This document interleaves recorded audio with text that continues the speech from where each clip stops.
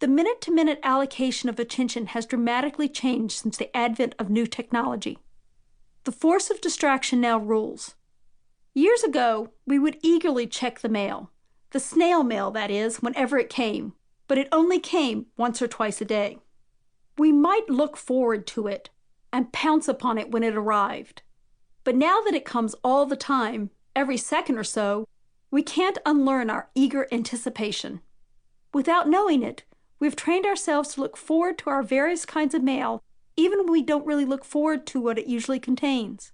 Some force in human nature seems to make an unopened message all but irresistible, leading us, indeed compelling us, to check our electronic messages reflexively, even when we know it is unlikely that we will find anything of urgency, anything of much excitement, or anything that couldn't wait, say, another 15 minutes, while we completed a conversation or a thought.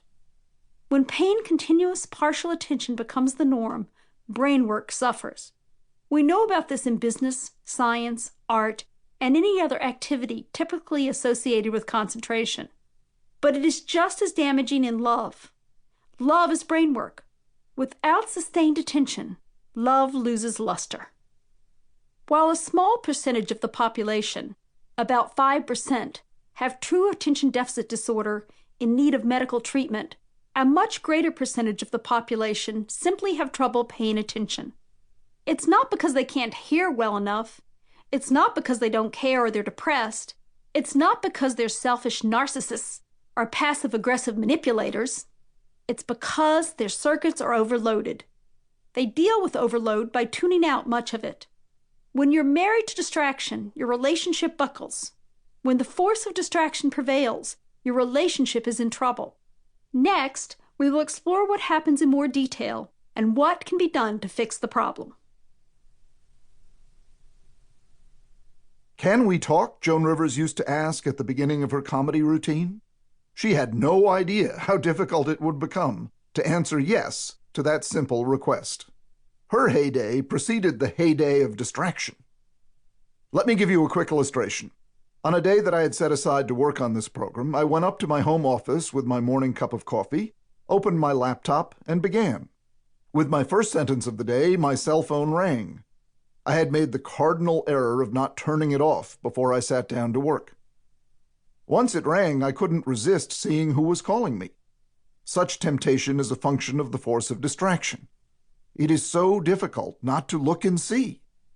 So I gave in. I looked. I saw a number I didn't recognize. Now what to do? Maybe it was a wrong number. But maybe it was someone who needed me. Maybe it was a call I shouldn't miss. Here again we see how seductive distraction can be. Obviously, if I had set aside the time to write, and obviously if I usually turned my cell phone off during this time, I had arranged my life so as to reserve a block of time when I would not be reachable by the world outside. But distraction blinded me to this. Suddenly, I felt indispensable. I had to answer the phone. This entire deliberation took place in seconds. I'm drawing it out to explain the phenomenon.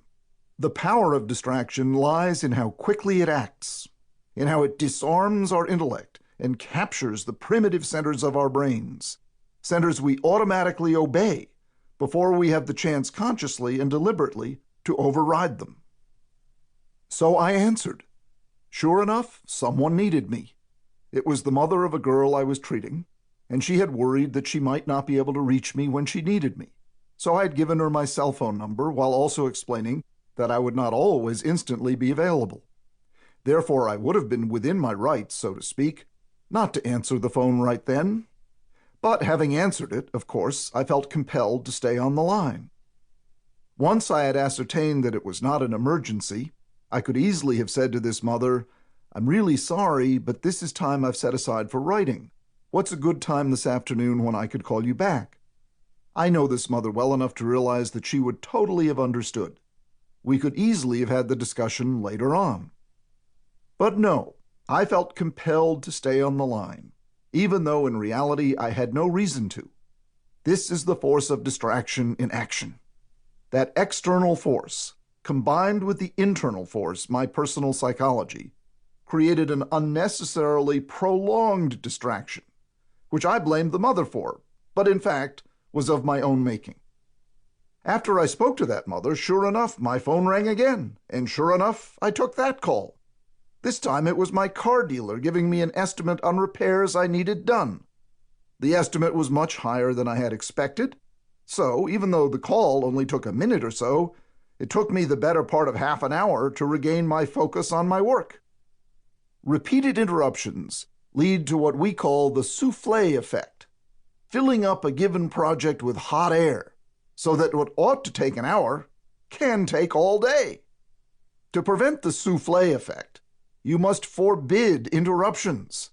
But the force of distraction can combine with your individual psychology to make you feel as if you must allow yourself to be interrupted. In the example I just cited, the only negative consequence was that I didn't get the work done that morning that I had hoped to get done. But if you take that example and extrapolate it into the world of marriage and relationships, you can see how, unless a person is careful, important conversations may never develop, or only develop piecemeal.